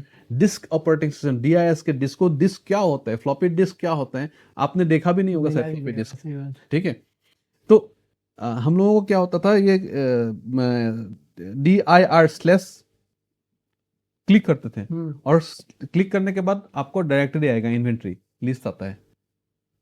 ठीक है, आज का जैसे मल्टीमीडिया वो एप्लीकेशंस नहीं थे उस समय। सही बात है। उस जमाने 1984 से लेके 1990-95 तक धीरे धीरे ही चलता रहा, धीरे-धीरे। लेकिन उसके बाद जैसे ग्रोथ आए वो अलग टाइप से। देखिए पहले ग्रोथ ऐसा हुआ करता था, अभी ग्रोथ ऐसे हो गया है। डायरेक्ट ग्रोथ होता है, एक्सपोनेंशियल ग्रोथ होता है। आज जो डेवलपमेंट हो रहा है, कल वो डेवलपमेंट नहीं हो रहा है, मतलब खत्म हो गया, वो आउटडेटेड हो गया। आप देखो पहले जमाने में हम लोग सॉफ्टवेयर अपडेट नहीं करते थे मोबाइल्स पे, नहीं करते थे, हाँ। क्योंकि हम लोग के पास वो वाला क्वालिटी वाला मोबाइल्स हुआ करता था, ब्लैक एंड व्हाइट वाला, ब्लैक एंड व्हाइट। उसमें सॉफ्टवेयर अपडेट नहीं होता था। आज के जमाने, उसके बाद जैसे ही एंड्रॉयड और ये ये आईफोन वाला आया, उसके बाद सॉफ्टवेयर अपडेट होने लग गया। सॉफ्टवेयर कितने दिन अपडेट हुआ, पहले 6 महीने में या 1 साल भर में एक सॉफ्टवेयर अपडेट होता। आजकल क्या हो रहा है, 3-3 महीने का 3-3 महीने में अपडेशन मांग रहा है। सही बात है। तो सी, अगर सॉफ्टवेयर अपडेट नहीं करने से ये ऑब्सोलेट होता जा रहा है, फोन काम नहीं कर रहा है, your knowledge also has to be updated, otherwise you will be obsolete. जैसे आपका फोन काम करना बंद कर देगा अगर आप सॉफ्टवेयर अपडेट नहीं होते। तो आप अगर खुद का नॉलेज अपडेट नहीं करोगे, खुद को अपडेट नहीं करोगे, तो नेक्स्ट इस जमाने में आप खुद ऑब्सोलेट बन जाओगे, आउटडेटेड बन जाओगे, आप चल नहीं पाओगे। हम डायरेक्ट कह सकते हैं your knowledge should be updated according to the demand of the market, right? Yes, demand of the market, जैसा मार्केट में डिमांड होगा आपको वो सीखना पड़ेगा, वरना आप मार्केट आपको बाहर कर देगा, आप कंपटीशन में रहोगे ही नहीं। सेम चीज़ अगर हम देखें तो सर ने जो बताया बातें, इतनी बात तो मुझे भी शायद पता नहीं था, लेकिन as a educationist, as a counsellor, he knows all the in and outs of the education system, कि जो हमारा इंडिया है, जो भी इतने हमारे जो young people are going the direction, किस डायरेक्शन में लेके जाना है। तो सर मैं आपको ये जानना चाहता हूँ कि हमारे पास तो कोई ऐसी लोकल सोसाइटी में ऐसा कोई एग्जाम्पल नहीं है, सब लोग तो खाली डॉक्टर, इंजीनियर, MSc BCom वगैरह में जा रहे हैं, तो हमें वो कैसे पता चलेगा कि अभी जो अपॉर्चुनिटीज़ आपने बताई इतनी सारी, तो कैसे हम जानेंगे कि अपॉर्चुनिटीज़ अभी भी एग्जिस्ट कर रहा है और डे बाय डे वो आते जा रहा है? अगर हम कैसे जाने, क्योंकि हमारे आसपास में तो सबने MSc BSc ये सब किया हुआ। हाँ, इसको मैं एक एग्जाम्पल के दौर पे दूंगा। एग्जाम्पल देने के बाद ये खत्म होने के आया, आपका टाइम भी हो गया, तो एक एग्जाम्पल देने के बाद मैं खत्म करता हूँ। देखिए, अब जब बीमार होते हो तो किसके पास जाते हो? डॉक्टर के पास जाते हैं। इंजीनियर के पास जाते हो क्या? डॉक्टर नहीं जाते ना, सच बोलो, इंजीनियर के पास नहीं जाते हो ना, आप नहीं जाते होगे इंजीनियर के पास, है ना? जाते हैं। सब डॉक्टर के पास जाते हैं। सपोज आपके पेट में दर्द है, यहाँ पे कहीं पे, ठीक है, दर्द है, आप डॉक्टर के पास गए, तो डॉक्टर आपको क्या बोलेगा कि इमीडिएटली पेट काट देगा या दवाई दे देगा, या आपको बोलेगा कि यार आप ये अल्ट्रासाउंड करके आओ? क्या बोलेगा वो? पहले टेस्ट करवा के, टेस्ट करवाने के लिए बोलेगा ना। तो वो डॉक्टर आपको बोलेगा, कुछ लिख के देगा, आप सीधा कागज लेके सीधा लेबोरेटरी में पहुंचोगे, अल्ट्रासाउंड लेबोरेटरी में। ठीक है, आपने अल्ट्रासाउंड कर लिया, वहाँ पे लेबोरेटरी में एक मशीन आया, आपके यहाँ पे कुछ डाल दिया, उसके बाद मशीन आया, मशीन क्लिक किया, उसके बाद आपका काम हो गया। आपको फिर मशीन से ही वो आ गया, आपका रिपोर्ट आ गया, रिपोर्ट भी आ गया, और रिपोर्ट लेके आप क्या करते हो? डॉक्टर के पास जाते हो। डॉक्टर क्या करता है, आपका रिपोर्ट लेता है, हाँ बेटा ये देखिए आपका गॉल ब्लैडर में स्टोन है, इसीलिए आपका पेट दर्द कर रहा है ना? आपको ये रिमूव करने के लिए तो ऑपरेशन करने के लिए बोलेंगे, नहीं दवाई खाने के लिए बोलेंगे। अब मैं आपको पूछता हूँ, ये जो आपके पेट में गॉल ब्लैडर में स्टोन था, वो किसने पकड़ा? डॉक्टर ने पकड़ा या मशीन ने पकड़ा? मशीन ने पकड़ा है। मशीन ने पकड़ा मशीन ने ना। पकड़ा। अब मशीन को किसने बनाया? डॉक्टर ने बनाया, इंजीनियर ने बनाया? उसको तो इंजीनियर ने बनाया। तो आपका बीमारी तो इंजीनियर ने पकड़ा। आप तो बोले डॉक्टर के पास जाते हो आप। कभी कभी ये चीज सोचा था आपने कि आज का मेडिकल साइंस जो है वो इंजीनियरिंग के ऊपर डिपेंडेंट है? डिपेंडेंट है। जिंदगी वैसा ही है, सब कुछ एक किसी और के पास और के ऊपर डिपेंडेंट है, लेकिन हमको दिखाई नहीं देता। हमें दिखाई देना चाहिए। वो दिखाई देने के लिए हमको क्या करना है, कैसे पढ़ना है, कैसे अपने आप को, मतलब जिंदगी में जो चीज़ है वो जो दिखाई नहीं देता है उसको भी देखना जरूरी है। जो इंजीनियर ये जो मशीन बनाया, वो मशीन किसने बनाया? वो सिविल इंजीनियर है या मैकेनिकल इंजीनियर है मैकेनिकल इंजीनियर या कोई कंप्यूटर इंजीनियर? क्या है वो? मैकेनिकल नहीं, इसमें एक थोड़ा सा लोगों के पास जानकारी की अभाव है। वो इंजीनियर को बोला जाता है बायोमेडिकल इंजीनियर्स, बायोमेडिकल। क्योंकि वो इक्विपमेंट बनाने के लिए, मशीन बनाने के लिए उसको ह्यूमन बॉडी के ऊपर जानना बहुत जरूरी होता है। राइट। नहीं तो अगर उसको उसमें अगर इंस्ट्रूमेंटल एरर आ गया, हाँ, तो सोचा इंस्ट्रूमेंटल एरर आने से क्या होगा? मतलब स्टोन है गॉल ब्लैडर में, दिखा देगा किडनी में, इधर। डॉक्टर जाकर किडनी काट देगा। सही बात है। मतलब उसमें इंस्ट्रूमेंटल एरर होने का चांसेस ना के बराबर है, मतलब नहीं है, बिल्कुल नहीं है। है ना? तो दीज आर बायोमेडिकल इंजीनियर्स। हमारे यहाँ पे बायोमेडिकल इंजीनियर्स की कमी है, इसीलिए मैक्सिमम टाइम क्या होता है, यहाँ पे मशीन लाते हो, मशीन खराब रहता है गवर्नमेंट मेडिकल कॉलेजेस में, लेकिन वो उससे ठीक करने वाला बायोमेडिकल इंजीनियर्स यहाँ पे है नहीं। तो इसीलिए हमें क्या करना है, तो है हैदराबाद से, बेंगलोर से, दिल्ली से कोई आएगा बनाएगा, तो इसलिए काफ़ी टाइम हमें रुकना पड़ता है। And that is why this companies are doing according to their own, मनमानी कर रहे हैं, कुछ भी करते हैं। मोनोपोली क्रिएट कर लिया। मोनोपोली क्रिएट कर लिया उन्होंने। हमारे पास इंजीनियर्स हैं नहीं, तो हमें क्या पढ़ना चाहिए? अभी से सोच लेना चाहिए क्या पढ़ना चाहिए। अभी मैं आपके पास दूसरा क्वेश्चन से आता हूँ। आपने पूछा इतने सारे अपॉर्चुनिटीज़, कहाँ अपॉर्चुनिटीज़ है, क्या नहीं है, वो कैसे पता चलेगा? उसका मैंने डॉक्टर का एग्जाम्पल इसीलिए दिया था, जैसे आप बीमार होते हो तो डॉक्टर्स के पास जाते हो, तो कैरियर के बारे में जानना है तो हम जैसे कैरियर डॉक्टर के पास आने से जरूर, right. We are career doctors, I can say we are education promoters. तो what we do is that we counsel the students. और एक और चीज़ है, हम फ्री में करते हैं, इसके लिए कोई चार्जेस नहीं है हमारा, कोई एक पैसा का भी हम लोग फीस नहीं लेते हम। Because I have done whatever I wanted to be in my in whatever I wanted to do in my life. I have a school here, I have my journalism there, I have other source of incomes, but ये जो है वो मैं students के लिए कर रहा हूँ। We don't charge any fees. It's एक सिंगल पेनी भी नहीं लेता। आप घंटा भर बैठो मेरे ऑफिस में आके, 2 घंटा बैठो, 3 घंटा बैठो, you can ask me anything regarding life, regarding career, regarding your mindset, regarding success, everything. रोज आते हैं मेरे पास पेरेंट्स। आपको अगर करियर के बारे में जानना है, सक्सेसफुल बनना है, तो you can come directly to us. That's why I said we are career doctors. And by the way, I am just mentioning his number. He's एक कंपनी चलाते हैं काउंसलिंग। तो I am mentioning this number in the नहीं, ये company नहीं है। I mean, I'll tell you, this is not a company actually. This is an NGO. It is the name of the NGO is Spear. It's a government registered NGO. Spear, SPEAR. Spear मतलब वो भल्ला नहीं है। Spear मतलब society for promotion of education in Assam region. We have a society. हम लोग Assam region में, पूरे Assam reason मतलब पूरा नॉर्थ ईस्ट को मान रहा हूँ मैं, आसाम रीजन में एजुकेशन को प्रमोट करते हैं। तो we have an NGO through which we do this career counselling. अभी मुझे नेक्स्ट वीक यहाँ जाना है, लखीमपुर डिस्ट्रिक्ट में जाना है, वहाँ एक यूनिवर्सिटी में बुलाया गया है, वो बहुत बड़ा कैरियर काउंसलिंग प्रोग्राम होगा। तो काफ़ी सारे बाहर के यूनिवर्सिटीज़ भी बुलाते हैं मुझे, जैसे पुणे हो या दिल्ली हो या कोलकाता हो, वहाँ पे भी मैं जाता रहता हूँ। But I have enough source of income. लेकिन हमारे आसाम या नॉर्थ ईस्ट के बच्चों के लिए ये कंप्लीट प्रोग्राम जो है कंप्लीटली फ्री ऑफ कॉस्ट है। What we do is that, देखो मैं आपको बोल दिया कि आप ये कोर्स कर लो, उसमें जॉब है, ठीक है। अब मैंने बोल दिया आप दिल्ली जाओ, वहाँ ये कर लो, या तो आप बेंगलोर जाओ, आप बीबी एविएशन कर लो, मिल जाएगा आपको जॉब। बात यह है, इतने सारे कॉलेज है, आप बीबी एविएशन कहाँ करोगे, आप कहाँ करोगे, ये जानना जरूरी है। अगर मेरे पास वो सोल्यूशन नहीं है तो फिर मेरे को आपको एडवाइस देने का भी कोई अधिकार नहीं है। मतलब मेरे पास वो सोल्यूशन है कि आप ये वाला वो वाला इतने सारे कॉलेजेस है उसमें चले जाओ। अब नेक्स्ट फेज ये आ गया, ठीक है सर आपने बोल दिया एम्स में चले जाओ, मैंने बोल दिया आप बेंगलोर एम्स में चले जाओ या कहीं पे भी, ठीक है अलायंस में चले जाओ, बड़े बड़े यूनिवर्सिटीज है। कैसे जाऊं, कहाँ से जाऊं, कहाँ से मिलेगा बिल्कुल सीट, सही बात है। कहाँ से मिलेगा सीट? तो ये सीट इंश्योर करके देना तो जरूरी है। Right.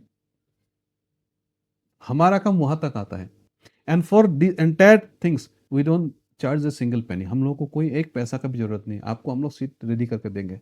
Second, the most important thing is education loan facility.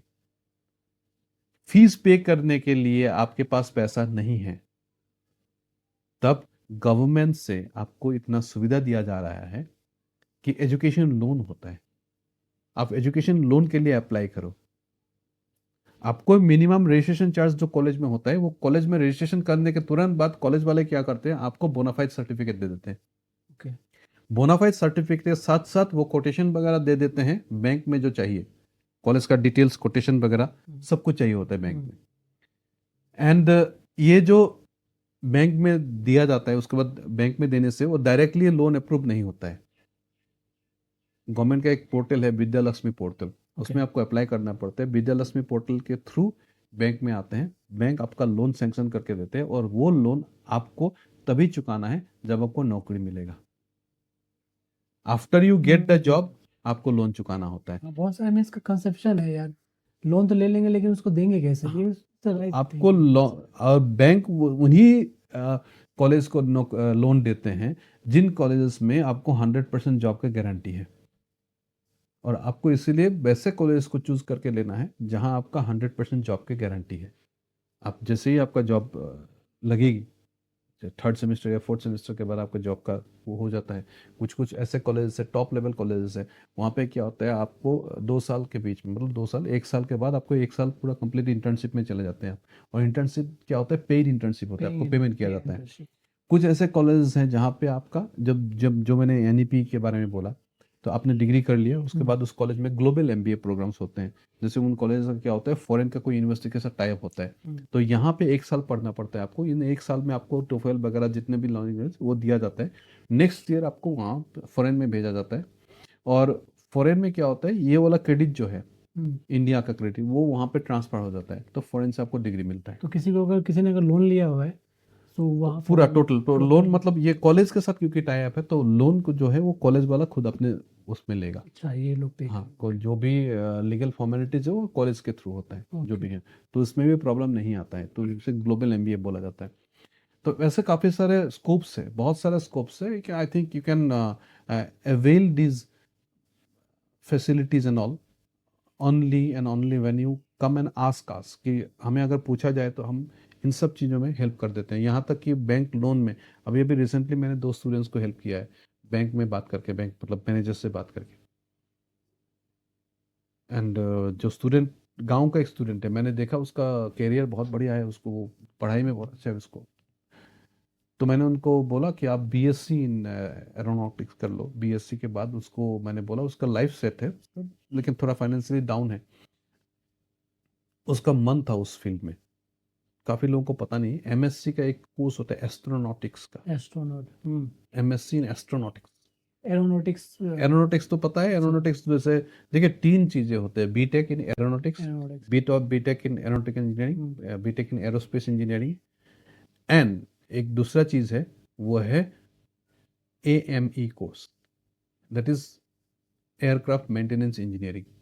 अच्छा अच्छा, वही, ठीक है, एक एयरक्राफ्ट मेंटेनेंस इंजीनियरिंग अलग है ये चीज़, ओके। मैं वो भी समझा देता हूँ स्टूडेंट्स के बेनिफिट के लिए। जैसे आपके यहाँ पे डिब्रूगढ़ में एक ये एयरपोर्ट है, हर जगह एयरपोर्ट है, तो एयरपोर्ट में जैसे एक फ्लाइट, कमर्शियल फ्लाइट लैंड होता है, लैंड होने के तुरंत बाद उसको फिर एक फ्लाइट जब लेंगे वो, उससे पहले एक इंजीनियर को इसका फिटनेस सर्टिफिकेट देना होता है, क्योंकि चेक करके देना होता है कि ये this flight is I mean fit to fly, fly करने के लिए वो रेडी है। तो ये जो इंजीनियर उसका फिटनेस सर्टिफिकेट देता है, उस इंजीनियर को बोला जाता है एयरक्राफ्ट मेंटेनेंस इंजीनियर। ठीक है, ये जो कोर्स है एयरक्राफ्ट मेंटेनेंस इंजीनियरिंग का, इसमें क्या होता है, आपको 3 साल पढ़ना पड़ता है। साथ में क्या होता है कि जो इंडिया का एयरपोर्ट का जो अथॉरिटी है, एविएशन का जो अथॉरिटी है वो है DGCA, directorate general of civil aviation. ये डीजीसीए क्या करते हैं, 14, 10, 12, 14 ऐसे करके कुछ पेपर्स होते हैं। इतने पेपर सबको, डीजीसीए का पेपर सबको क्लियर करना होता है। You get admission in AME course, aircraft maintenance engineering, उसके बाद you have to clear DGCA examinations. 14-15 DGCA, हाँ, डीजीसीए के जितने पेपर्स होगा, जैसे आपका helicopter engineering, B.1, B.4 engine, वो अलग अलग होता है, ठीक बहुत है। सारी चीजें हैं। प्रोपेलर्स अलग अलग होता है, जैसे एरोप्लेन का इंजन होता है, बोइंग का इंजन होता है, अलग अलग। तो सबका इंजीनियरिंग अलग अलग, थोड़ा अलग टाइप का होता है। तो ये जो डीजीसीए का पेपर्स आपने क्लियर कर लिया, क्लियर करने के बाद डीजीसीए आपको एक लाइसेंस देगा। Only that licence holder person has the right to touch the aircraft. Otherwise आप अगर एरोनॉटिकल इंजीनियरिंग आईआईटी से भी पास आउट हो, ये आईआईटी इंजीनियर को भी एयरक्राफ्ट टच करने का परमिशन नहीं है। अब मैं आपको इसका इम्प्लीकेशन, प्रैक्टिकल इम्प्लीकेशंस बताता हूँ। इतने सारे एयरपोर्ट से असम में, अब बाकी जगह छोड़ो, आप नॉर्थ ईस्ट में मान लो, बहुत सारे एयरपोर्ट है, जैसे लखीमपुर एयरपोर्ट हो गया, रोडिया एयरपोर्ट हो गया, दुनिया में, उसमें एयरक्राफ्ट मेंटेनेंस इंजीनियर की कमी है। जैसे एक फ्लाइट कोलकाता से आता है लीलाबाई एयरपोर्ट के लिए, उड़ान भरते हैं लीलाबाई एयरपोर्ट के लिए, अभी लीलाबाई एयरपोर्ट आ गया, उसके बाद फिर से उड़ान भरने के लिए उनको तो फिटनेस सर्टिफिकेट जरूरत है। अब फिटनेस सर्टिफिकेट देगा कौन? यहाँ पे तो ये एयरक्राफ्ट मेंटेनेंस इंजीनियर नहीं है। तो इसके लिए कहते इतना किल्लत है कि उस फ्लाइट में, जैसे कोलकाता से उड़ान भरते हैं, उसमें फ्लाइट में एक एयरक्राफ्ट मेंटेनेंस इंजीनियर को बैठा के लाते हैं, बैठा के लाते हैं यहाँ पे, फिर उतरते हैं, फिटनेस सर्टिफिकेट देते हैं, फिर फ्लाई करके चले जाते हैं। अब देखो डिमांड कितना है, अगर आप देखोगे ना डिमांड, तो the person who has this type of degree, DGCA वाला जो सर ने बात बताया, वो तो जितना सैलरी मांगेगा सब देने को रेडी है, बोलेगा मेरे को महीने का 10 जॉब तो भर भर के है, जॉब तो भर भर के है, इसलिए बोल रहा हूँ, जॉब भर भर के है, लेकिन उसमें स्किल सेट का जरूरत है। आपके पास क्या स्किल है, आपके पास नॉलेज क्या है? अगर आप देखो, मैं इंग्लिश में मास्टर्स डिग्री हूँ, मैं इंग्लिश का प्रोफेसर था, मुझे अगर बोला जाए कि एयरक्राफ्ट मेंटेनेंस इंजीनियर करो, यार मेरे पास की बात तो है नहीं, ठीक है। हमने गलती किया यार, हमने गलती किया, ये सब किया, बहुत सारी चीजें हैं जहाँ पे हम लोग कर सकते थे ये चीज, लेकिन हम लोगों ने किया नहीं। अभी पायलट लाइसेंस को मान लो, कमर्शियल पायलट लाइसेंस, सीपीएल बोला जाता है उसको, ठीक है। उसके बाद एक और है, वो पीपीएल है, प्राइवेट पायलट लाइसेंस है। हाँ, प्राइवेट जो हेलीकॉप्टर जो हम आज तक हमें पता नहीं है, लेकिन आज से 50 साल पहले असम का ही एक लेडी था जिन्होंने पीपीएल लेके वो इंग्लैंड में चली गई थी, उसके बाद यहाँ पे पीपीएल लेके वो उसने फ्लाई किया, प्राइवेट पायलट लाइसेंस। बहुत सारी प्राइवेट ऐसी कंपनीज है, they want this type of people, लेकिन वही बात है कि हमें देखो, हम ट्रेडिशनल वे में हमेशा हमारे बाप दादा गए, हमारे पापा गए, हम भी कोई ट्रेडिशनल लाइन में जाएंगे। बट दिस 2024 जो एरा है ना, जो टाइम है ना, ये ट्रेडिशनल वे में जाने का आई थिंक नहीं है। क्योंकि देखो, मेरे काउंसलिंग के बारे में मुझे ज़्यादा पता नहीं है, लेकिन मैं जानता हूँ कि अगर आप कुछ डिफरेंट पाथ चूज नहीं करोगे आज, then you will hit by someone in the future. सही है कि नहीं सर? डिमांड बस, डिमांड किस में है, ये देखो, डिमांड किस में है। अगर आपको लगता है कि देखो अगले 5 साल में या 10 साल में, अगर 5 साल के बाद, मतलब if you are in class 12 right now, आपको इंजीनियरिंग करने में 4 साल लगेगा, 12 के बाद अनदर 4 इयर्स। आपको लगता है कि अनदर 4 इयर्स के बाद नेक्स्ट जैसे फिजिकल ईयर आएंगे, उसके बाद तब गवर्नमेंट ऑफ इंडिया या कहीं पे भी लोग जैसे कंस्ट्रक्शन में ज्यादा पैसे लगाएंगे, गवर्नमेंट इंफ्रास्ट्रक्चर डेवलपमेंट में अगर गवर्नमेंट पैसा लगाएंगे ज्यादा, गवर्नमेंट का जो गवर्नमेंट का अगर कोई पॉलिसी रहेगा कि 5 साल के बाद इंफ्रास्ट्रक्चर डेवलपमेंट में गवर्नमेंट 80% ज्यादा खर्चा करेगा, तब आप एक काम करो, तब आप सिविल इंजीनियरिंग में ले लो, सिविल कंस्ट्रक्शन में चले जाओ, सिविल इंफ्रास्ट्रक्चर में चले जाओ। 4 इयर्स में आप पास करके आओगे, 5th ईयर में आपको कंस्ट्रक्शन पे आराम से रहेगी। अब एक चीज और मैं यहाँ पे बोलना चाहता हूँ। देखो, इंडिया असम में काफी सारे सिटीज, अभी सिटीज डेवलप हो गए, टाउन्स डेवलप हो गए, म्यूनिसिपल टाउन्स बहुत हैं। अभी एवरी म्यूनिसिपल टाउनशिप में एक टाउन प्लानिंग ऑफिसर का जरूरत होता है। अभी असम में हर एक म्यूनिसिपल ऑफिस में चले जाओ, दिखाओ मुझे कितने town planning officers planning master planning करके आया है, कोई नहीं है। बीटेक सिविल इंजीनियर को बिठा के रखा हुआ है उधर टाउन प्लानिंग, मतलब एक्स्ट्रा चार्ज देके रखा हुआ है टाउन प्लानिंग ऑफिसर का। यार आप देख लो, डिमांड देखो, तो हमारे यहाँ पे नहीं है एम प्लान, मतलब मास्टर ऑफ प्लानिंग करो जाके। और मास्टर ऑफ प्लानिंग के लिए बेसिक क्राइटेरिया क्या है? या तो आपको B arch bachelor of architecture जो 5 साल का कोर्स है ये पढ़ना पड़ेगा, उसके बाद आप मास्टर प्लानिंग कर सकते हो। नहीं तो बीटेक इन सिविल इंजीनियरिंग जो 4 साल का कोर्स होता है वो करो, उसके बाद आप मास्टर प्लानिंग कर सकते हो। लेकिन लोगों को पता नहीं है जो चीज मैं आपको बताने जा रहा हूं, जो MA in sociology, MA in economics, ठीक है, और एमए इन ज्योग्राफी किया हुआ है, ये लोग भी मास्टर ऑफ प्लानिंग कर सकते हैं। बट दे किसी डोंट को नो। पता नहीं। आप according to government of India rule ये लोग कर सकते हैं। आप आराम से मास्टर प्लानिंग करो, आसाम में ही इतने सारे जॉब्स है, गवर्नमेंट दौड़ दौड़ के देगा आपको जॉब, टाउन प्लानिंग ऑफिसर। वही बात ना, यहाँ पे मैं आपको क्यों ये वीडियो बनाने का पर्पस क्या है, देखो दोस्तों, ये वीडियो बनाने का पर्पस ये है कि आपको वो चीज़ बताया जाए जो हम न्यूज़पेपर में कहीं भी हम नहीं पढ़ते। कोई आपको ये चीज़ बताएगा नहीं। You need to find someone जो आपको ये चीज़ें बताए।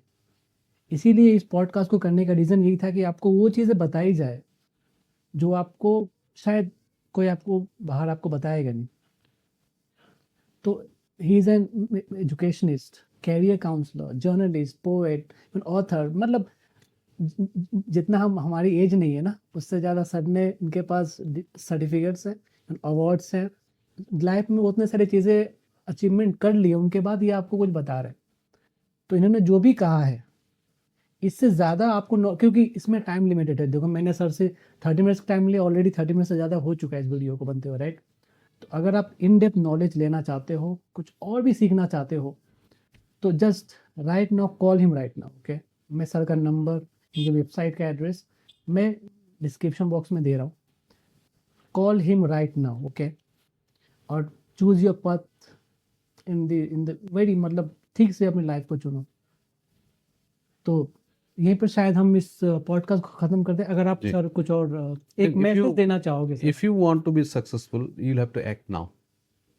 कल करेंगे नहीं, आज ये करते हैं। देखो ये जिंदगी है, ये लाइफ है, ये कोई मूवी नहीं है। हम लोग पॉडकास्ट कर रहे हैं, अगर मेरे मुंह से कुछ और निकल गया तो इसको कट कर सकते हैं। हम्म, मूवी बनाओगे तो ये जो देते हैं ना, क्लैपस्टिक देते हैं, कट करोगे, फिर बनाओगे, कट करोगे। ये लाइफ है, इसमें कट टेक रिटेक का कोई स्कोप नहीं है। एक बार डिसाइड कर लिया, that became your destiny. So decide wisely. Thank you. Thank you so much sir. और इस वीडियो को अगर आप यहाँ तक पहुँच चुके हो तो you are very serious for your life, right. मैं आपको समझ रहा हूँ कि आप सक्सेस के लिए you are very hungry to become a successful person. तो like this video right now and I will see you on the next podcast. तब तक के लिए अपना ख्याल रखना और call him right now, okay, and Thank- he is gonna tell you all the things. Thank you so much sir thank for you. Your time thank you. And I hope this podcast will help you a lot. So thank you so much and let's meet you again.